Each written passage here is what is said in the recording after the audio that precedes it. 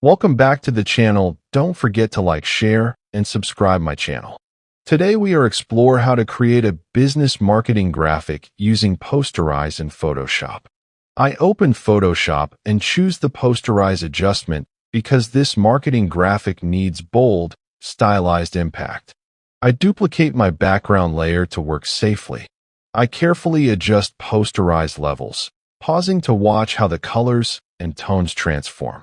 Business visuals require calm control and hierarchy. Some areas appear flat, so I mask selectively to preserve key information. I zoom in to refine edges and smooth transitions.